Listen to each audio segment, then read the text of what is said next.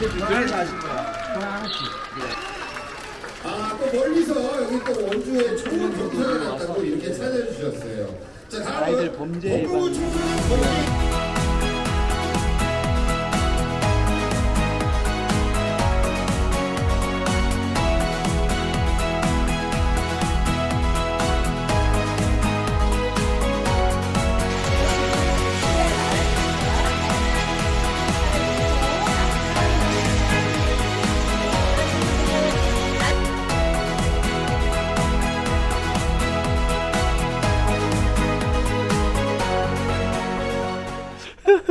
아 제가 명함을 드렸나요? 부장님한테? 그 차별이나 그런 거는 그 이제는 그런 게 크게 이렇게 신경 쓸 필요가 없어요. 왜냐면 이제 탈북민들도 어느 정도 지금 3만 5천 명 정도 지금 되는 그 층이 예전에는 뭐 한 10년 전 같은 경우는 그런 경우가 많았던 거 저도 알고 있는데 지금은 그래도 대놓고 이제는 탈북민이다 고향민이다 서로 소통을 하고 얘기하고 그리고 우리가 탈북민이라고 해가지고 뭐 어디 뭐 다문화 이렇게 거기에 또 하긴 하지만 그래도 우리 또 대한민국 국민이라는 그런 자부심이 이제 대부분 이제 좀 많이 바뀌었어요. 그런 인식. 그러니까 이런 차별에 대한 이런 부분은 본인들 스스로가 그 어떻게 보면은 만들어낸 거다 보니까 이걸 깨고 이제는 그걸 바꿔야 된다. 저희들끼리 탈북민끼리 그런 상황이기 때문에 너무 거기에 뭐 너무 조심스럽다라든가 이거 자체를 그렇게 생각 안 하셔도 돼요. 이제는 뭐 인터뷰 하거나. 근데 요 근래 오신 분들이라든가 이런 분들은 조금 생각이 좀 다른 게 뭐 저희도 초창기는 그랬지만 우리가 이제 담당 보호관들이 이렇게 배정이 되면 그분들이 본인들을 갖다 감시를 한다고 생각하는 그런 오해하는 부분들 그런 부분들이 있기 때문에 이제 그럴 뿐이지. 그리고 근데 또 마음도 이해는 돼요. 왜냐면 북에서 중국에서 저 같은 경우는 북한에서 바로 배를 끌고 넘어왔기 때문에 그런 건 없었지만 중국 걸쳐서 다른 타국을 걸쳐서 오신 분들은 이미 마음 이 상처가 깊은 데다가 불안함 이런 게 엄청나게 크시더라고요. 그러니까 경계심이 누구보다 더 커요. 저보다도 더 심하더라고요. 그러면 그러니까 그게 마음을 푸는데 시간이 좀 많이 걸리다 보니까 아마도 사회생활하는데 조금 이렇게 좀 어울리지를 못한다든가 이런 부분이 있죠. 이제 저희가 이제 국정원에서 조사받고 하나원이라는 데서 이제 한 3개월 동안 이제 한국 사회에 대한 거를 이제 배워요. 뭐 컴퓨터 기초부터 해가지고 시장 경제라든가 이런 걸 배우는데 그 안에서 이제 자체로 이제 집을 배정을 받기 전에 서로 이제 얘기하는 게 정해져 있어요. 이미 서울 우선권, 그다음 뭐 부산, 뭐 이렇게 해서 저는 몰랐는데 이 어디서 소문들이 이제 벌써 내부에서 그렇게 다 돼가지고 무조건 1번은 서울, 서울도 1번에서 뭐 양천구나 뭐 강남 이미 다 자기들끼리 거기에 돼 있어요. 그래서 그걸 추첨을 하거든요. 네. 그러다 보니까 강원도라는 거는 아예 애초에 모르고 있는 거죠. 강원도나 이런 지역들은. 네. 그러다 보니까 저희도 서울 노원구에 집을 배정을 받았었어요. 근데 저는 이제 그 나와서 노원구 집을 받았는데 저희 아버지하고 작은 아버지가 삼촌하고 이제 아버지 3명이 나왔는데 아버지하고 저하고는 집 하나 받는 거고 삼촌 집을 먼저 배정을 받아서 노원구 중계동에 이제 먼저 세 명이서 같이 살게 됐었어요. 그날 나오자마자 저는 이제 그 동네 다니면서 이제 제가 이제 하고 싶은 걸 찾아내느라고 이제 다니면서 찾아냈는데 그 도장에 태권도를 배우고 싶었다가 이제 태권도 도장 찾아다니다가 이제 다 가는 데마다 애들만 가르치고 그래가지고 그 태권을 이제 알게 된 거거든요. 그 관장님이 뭐 지금도 우리 제 양어머니로 모시고 계신데 그 관장님 덕분에 이제 도장 회비도 안 내고 도장 일 배우면서 이제 한 4, 5년을 거기서 정말 정착을 빨리 했다고 저는 생각을 해요. 뭐 도장 가서 그 하는 일은 딱 정해져 있었어요. 아침에 9시 출근해서 또 청소하고 아이들 픽업 나중에는 이제 저희가 운전면허 자격증 딴 다음에는 그때부터 또 픽업도 했었고 그러면서 한 5년, 6년 거기서 이제 생활을 했죠. 관장님 밑에서. 그러면서 이제 전라도에 있는 남부대학교인가 거기에 태권도 학과 2년제도 접수를 해서 주말마다 이렇게 가고 그러고 하다가 보니까 이제 나중에는 제가 이제 태권도를 제대로 좀 배우고 싶다. 그냥 2년제 했는데 너무 아쉽다. 관장님한테 지금 나중에 저는 종합체육관을 좀 만들고 싶은데 태권도를 좀 제대로 배우고 싶다 해서 한국체육대학교를 좀 가보고 싶다 해서 관장님께서 또 흔쾌히 오케이 해주셨는데 제가 한치대 들어가서 1학년 2학기에 이제 출퇴근을 오토바이로 다니다가 사고가 났어요. 교통사고가. 그래서 이제 그때 이제 알바를 찾아야 돼. 재활 치료를 해야 되는데 병원을 제가 한 6개월 있었거든요. 근데 그 치료 다 끝나고 재활 치료하는데 한 달에 재활 치료비만 70만 원인가 그러더라고요. 근데 그게 돈이 없다 보니까 그래서 제가 알바를 해야 되겠다 했는데 이제 강원도 여기 원주에 리조트가 오크빌 리조트에 알바 자리가 있대서 주말마다 와서 이제 그걸 하게 됐는데 거기에 이제 유럽원지라고 트럼플리 설치해놓고 거기 안전벨트에서 한 12m 점프 시켜주는 그런 기구가 있어요. 그걸 근데 그 알바생들이 제일 힘들어하는 기종이다. 그래서 제가 해봤는데 저는 처음에는 저도 이제 올라섰는데 중심이 안 잡히는 거예요. 이게 다리가 다쳤으니까. 그래서 무릎 꿇고서 애들 안전벨트 해주고 하다가 그렇게 했는데 나중에는 이제 제가 거기서 재활 치료가 자연스럽게 됐어요. 그거 하시면서. 네, 그 방방 트럼플리 아시죠? 네. 거기서 제가 그 움직이면서 계속 자연스럽게 하다 보니까 이게 근육이 붙으다 보니까 재활 치료가 된 거예요. 아마 센터보다도 재활 치료가 너무 잘 되지 않았나. 그래서 그때부터 야 여기 그 일을 하는데 재밌더라고요. 이제 자기 자식들 너무 재미나게 놀이기구 태워주고 하니까 그 용돈이라 그러죠. 아 너무 고맙다고 하면서 용돈도 주고 음료수도 사다 주시고 막 하는데 거기에 이제 어떻게 보면 그 매력을 느꼈다 그럴까? 아 내가 열심히 하니까 이런 또 이게 오는구나. 그러면서 자부심도 생기고 꿈이 생긴 게 아 나 이 사업장을 내 사업장으로 만들어야 되겠다. 이제 그때 이제 꿈을 키웠죠. 집을 지어서 이제 애가 태어나면 여기 내려와서 살아야 되겠다. 내가 살다 보니까 여기 원주가 너무 좋은 게 이 대한민국의 딱 중심 지역이에요. 인천하고 원주에서 인천 가는 시간, 여기에서 강릉 가는 시간, 여기서 부산 가는 시간. 그래서 여기다. 여기에다 내 터를 잡아야 되겠다. 저도 이제 그렇게 생각하고 그걸 좀 지원을 하는 그런 센터도 좀 운영을 해야 되겠다는 생각을 하는 게 저는 그냥 제 사업이라든가 그다음에 뭐 JC 관련된 이런 지역사회 개발이라든가 이런 것만 집중을 하고 있었는데 제가 서울사이버대학교 4년제를 이제 통일한번북한을 다니면서 거기에 이제 학우님들을 또 많이 알게 되다 보니까 보니까 그 안에 대단하신 분들이 또 엄청 많은 거예요.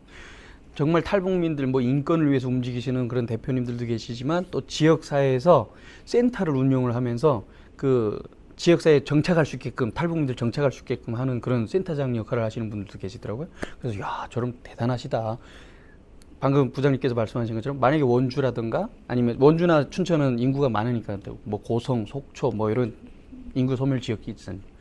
거기에 다문화 가족들인데 외국인들은 자연스럽게 일하러 오지 않습니까? 그 우리 동계장 중에도 철원에서 소 키우시는 형님이 계시는데 그분도 사람 구하기에 너무 힘들어해요.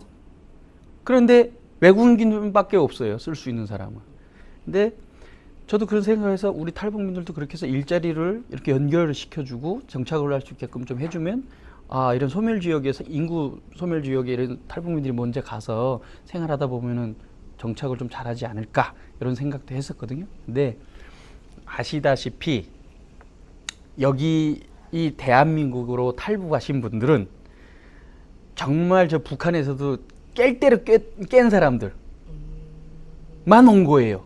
정말 그냥 순수하게 그 정부에 그냥 어떻게 보면 그 세뇌 당해가지고 그냥 사는 사람들은 그냥 힘들어도 굶어 죽어도 그냥 그러고 사는 거 있는데 여기 오신 분들은 그 누구보다 거기 있는 2,500만 보다도 더 머리가 트고 깬 사람들이 이쪽으로 온 거예요. 근데 이 사람들이 와가지고 시골 같은 데 가서 일을 하라 하니 본인들은 이미 돈을 버는 방법을 이미 중국에서도 뭐고 다 알고 왔는데 힘든 일을 안 하려고 그러는 사람들이 많더라고요.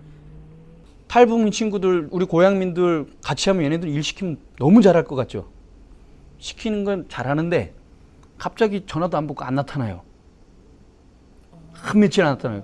그럼 왜 그러냐? 너 한국에서는 이러면 안 돼. 아이씨 무슨 고향민끼리 왜 그러세요? 같은 동포끼리 이런 거 좀 이해해줘요.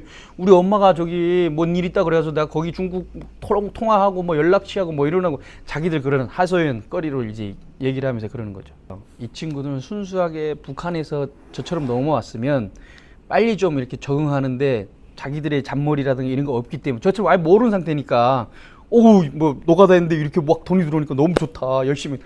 근데 이 친구는 그게 아니고 중국이나 이미 3국을 걸쳐서 이런 걸 경험을 이미 다 한 친구들이라 돈을 어떻게 쉽게 벌고 이런 걸 다 아는 친구들인 거예요. 그러니까 우리가 막연하게 와서 일자리 만들어줄게 한번 해봐. 처음에는 아이 고맙습니다 해놓고서 이제 그런 일이 벌어지는 거예요. 보증금만 1,300인가 그랬거든요. 그게 벌써 20년 전이잖아요. 근데도 지금도 지금도 딱 똑같대요. 네, 예. 그러니까 그 보증금 넣어놓고 뭐 쓸 수 있는 돈이 없죠.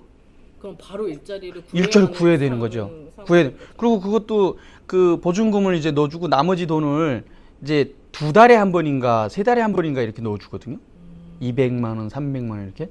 그러니까 그걸 가지고 생판 모르는 사람들은 살기가 쉽지가 않은 거죠. 그러니까 바로 노가다를 간다든지 그렇게 하는 거죠. 근데 정말 그 부모 형제가 있어서 그게 케어가 될 수 있는 그런 상황이면 뭐 공부를 한다든가 좀 배움의 길로 갈 수가 있는데 혼자 왔다 그러면은 전혀 그게 될 수가 없죠. 엄청 많이 부족해요. 많이 부족한데 그 부족하다는 얘기를 하는 사람들이 대부분이죠. 대부분인데 또 대부분은 그렇게 생각해요. 아유 이렇게 집 주는 것만 해도 감지덕지하고 이제부터 뭐 내가 여기 살아온 것만 해도 이제 감사하고 내만 이제 열심히 하면은 그냥 먹고 사는 건 문제. 굶어 죽지는 않을 거니까. 굶어 죽을 것 같아서 넘어온 사람이 더 많잖아요. 자기가 뭐 자유를 위해서 온 사람이나 이 생명의 위협을 느껴서 온 사람들은 그 상위권 사람들인 거고 대부분이 다 먹고 살기 힘드니까 다 탈북 가신 거거든요. 위험을 감수하고. 그런 사람들이 집 주지, 정착금 주지, 이거 감사한 마음을 갖고 있는 사람들이 오히려 더 많아. 더 커요. 그런 마음을 갖는. 근데 그거를 불만을 갖고 있는 사람들은 또 이유가 있죠. 그걸 가지고 뭐 자기가 뭐 생각했던 것보다 너무 적으니, 당장 일해야 되는데 일자리 찾기도 쉽지 않지. 그렇다고 우리 남북자 하나재단에서도 일자리를 연결을 시켜줘요. 그러면 거기 가면은 본인이 생각했던 대로 안 흘러가잖아요. 거기 정착할 생각을 해야 되는데 그걸 정착을 못하는 게 문제인 거예요. 이 친구들이 그 법에 대한 개념이 없어요. 제가 그리고 또 인식 변화해서 빨리 정착할 수 있었던 결과가 법을 잘 지켜야 된다. 이게 제일 중요했어요. 법을 잘 지켜야 내가 이 대한민국의 법을 지켜야 빨리 여기에 정착할 수 있다. 이거를 터득을 하니까 저도 빨리 거기에 적응이 되고 됐는데 이 법에 대한 개념이 없다 보니 본인이 잘못했는데 본인이 잘못한 걸 몰라요. 그러니까 이 회사 입장에서는 이해가 안 되지 않습니까? 그러면 알려주겠죠. 대표님이 야 여기서는 이러면 안 돼. 너 북한에서는 어떻게 살았는지 이러면서 또 대화가 나오잖아요. 그럼 거기에 또 꽂혀가지고 열받는 거예요. 이게 사람을 차별하니 어쩌네 뭐 이러면서 때려치고 나오는 거죠. 자기들이 열받아가지고. 외갓집에서 태어나서 함경도로 가서 이제 거기서부터 이제 살았는데 제가 초등학교 4학년 유치원 초등학교 4학년까지 이제 함경도에서 거의 살았는데 4학년쯤에 이제 94년도에 김일성이가 죽었어요. 그러면서 그때 이제 고난의 행군이라는 게 이제 오기 시작했는데 근데 그 전부터 동네에 보면은 동네나 그냥 시내 같은 데 가면은 굶어 죽는 아사자라 그러는가? 굶어 죽어가지고 길바닥에 이제 죽었는데 이 동태 눈 아시죠? 말르면 이 눈을 이렇게 뜬 채로 들어 그런 시체들이 있었어요. 제 어렸을 때 그 시내 같은데 아버지가 일부러 이제 데리고 이제 가시고 함흥시라든가 이런 데 가면은 근데 이제 그게 더 심해진 게 94년도 김일성이가 죽고 나서 엄청나게 심해진 거예요. 저희 그 집 앞에 강 하나 있었는데 그 강 건너편에 군부대가 하나 있어요. 해군 군부대 있고 그 옆에 가수원이 있었거든요. 사과랑 배. 그 가수원이 2년도 안 돼서 공동묘지가 돼버렸어요. 우리 채 30세대가 살았는데 6세대만 빼고는 나무 다 없어졌어요.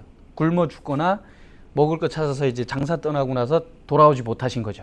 어디서 죽었는지 어찌 됐는지 뭐 그 당시에는 그렇게 생각했는데 또 알고 봤더니 그분들이 압록강이나 이런 데 갔다가 탈북해가지고 했을 수도 있겠다. 저희 동네에서는 탈북이란 자체로 들어본 적도 없고 딱 한 건이 있었는데 그 당시에 중국으로 가족 중에 한 명 누가 도망갔다 해서 하룻밤에 와가지고 싹 다 실어가 버렸어요. 그 가족 전체를. 그런 사건이 하나 있고 와 큰일 나는 거구나. 이거 뭐 정치범 수용소 갔다는 뭐 그런 소문 듣고 정말 저희는 아무것도 뭐 정말 이 남조선 어렸을 때 초등학교 1학년 때 교과서에 남조선 어린이들을 도우러 간다는 승려 자동차에 쌀 잔뜩 싣고 간다는 그런 국어책이 있어요. 그런 교육을 받고 그 이후로 초등학교 4학년, 5학년 됐지만 남조선은 못 먹고 굶주리고 사는 줄 알았지. 근데 저 같은 경우는 그렇게 알고 있었지만 이미 저기 압록강이나 두만강 쪽에서 애들은 이미 이 중국이 잘 먹고 잘 살고 남조선이 더 잘 먹고 잘 살고 이건 걸 알고 있었던 거죠.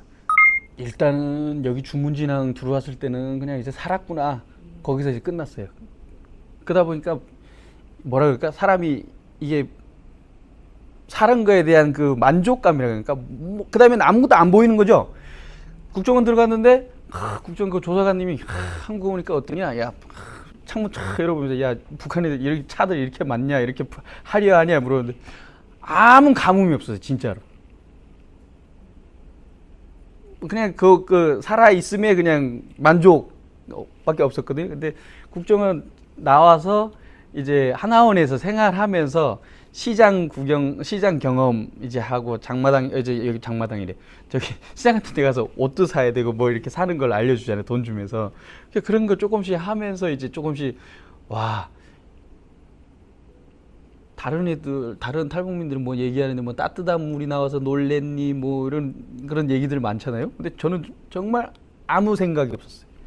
그 이 남한이 엄청나게 잘 살구나 정말 화려하구나 이런 느낌도 전혀 몰랐는데 이제 하나원 졸업하고 나가서 이제 사회에 나가서부터 뭐가 제일 좋았냐? 아까 말씀드린 것처럼 일을 했는데 노가다를 해봤는데 이런 거 이 생각했던 것보다 돈을 그냥 너무 많이 주고 빨리 주는 거야. 일 끝나고 그날 바로 주니까 거기 일단은 너무 좋았고 일한 대로 내가 움직이는 대로 돈을 벌 수 있다는 게 일단은 제일 좋았어요.